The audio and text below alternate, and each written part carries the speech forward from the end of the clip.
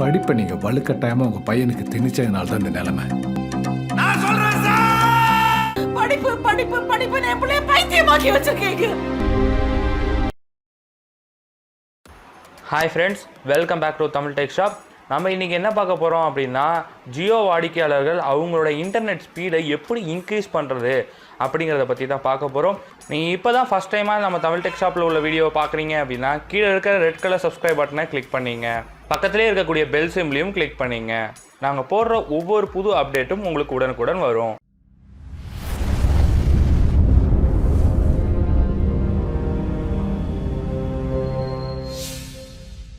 So இந்த Jio internet ஸ்பீடை increase பண்ணுறதுக்கு முன்னாடி இப்போதைக்கு என்னோட ஜியோ சிம்மில் என்ன அளவுக்கு இன்டர்நெட் ஸ்பீட் வந்துக்கிட்டு இருக்குது அப்படிங்கிறத நம்ம செக் பண்ணிப்போம்.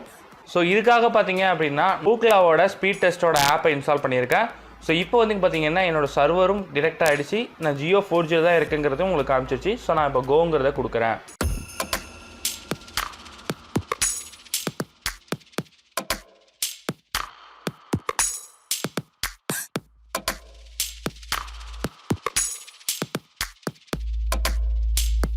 ஸோ இப்போ பார்த்தீங்க அப்படின்னா என்னோட ஜியோவோட டவுன்லோட் ஸ்பீட் பார்த்தீங்கன்னா 1 Mbps-உம் அப்லோட் ஸ்பீடு வந்து பார்த்தீங்கன்னா 0.96 Mbps-உம் தான் இருக்குது.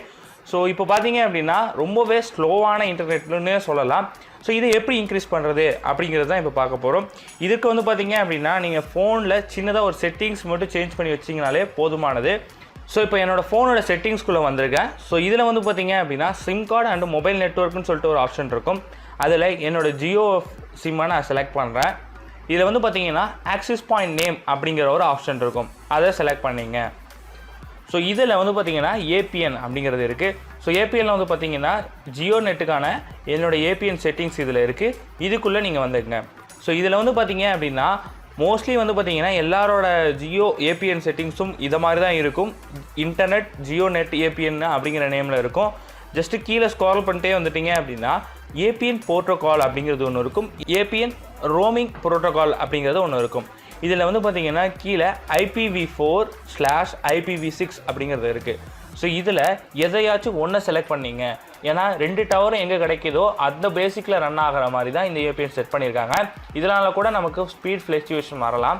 ஸோ அதனால் நம்ம இப்போதைக்கு IPv4 அப்படிங்கிறத நான் செலக்ட் பண்ணிக்கிறேன். அதே மாதிரி கீழே உள்ளதுக்கும் நான் IPv4 செலக்ட் பண்ணிக்கிட்டு மோர் ஆப்ஷன் கொடுத்து நான் சேவ் பண்ணிக்கிறேன். ஸோ சேவ் பண்ணதுக்கு அப்புறம் நீங்கள் ஒரு வாட்டி உங்கள் சிம்மை ஆஃப் பண்ணி போடுங்க. ஸோ இப்போ என்னோடய சிம்மை நான் ஆஃப் பண்ணி போட்டேன். ஸோ இப்போ திரும்பியும் ஸ்பீட் டெஸ்ட் பண்ணி பார்ப்போம். ஸோ இப்போ திரும்பி ஸ்பீட் டெஸ்ட் பண்ணுறதுக்காக நான் ஓக்லா ஆப்பே நான் திரும்பி எடுத்திருக்கேன். திரும்பி பார்த்தீங்க அப்படின்னா கோங்கிற ஆப்ஷனை கொடுக்குறேன்.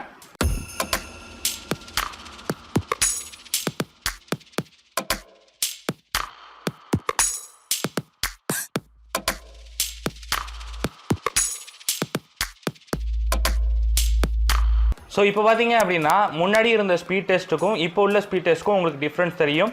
முன்னாடி வந்து பார்த்தீங்கன்னா 1.9 கிட்ட தான் இருந்தது நமக்கு ஸ்பீட் டெஸ்ட்டில் Mbps. இப்போ பார்த்தீங்கன்னா 1.38 வந்திருக்கு. ஸோ ஒரு 10% to 20% இன்க்ரீஸ் ஆகிருக்கு. உங்கள் ஃபோனுக்கு தகுந்த மாதிரி ஸ்பீடு வந்து அதிகமாகவே இன்க்ரீஸ் ஆகும். ஸோ நீங்கள் உங்கள் ஃபோன்லேயும் இதை போட்டு செக் பண்ணி பாருங்கள். இந்த செட்டிங்ஸை மாற்றி பாருங்கள். இது மூலயமா உங்கள் ஸ்பீடு இன்க்ரீஸ் ஆகுதா அப்படிங்கிற உங்களோட கருத்துக்களையும் கமெண்ட் பாக்ஸில் கமெண்ட் பண்ண மறந்துடாதீங்க. திரும்பி ஒரு யூஸ்ஃபுல் வீடியோவோட உங்களை சந்திக்கிறேன். Until bye from frame.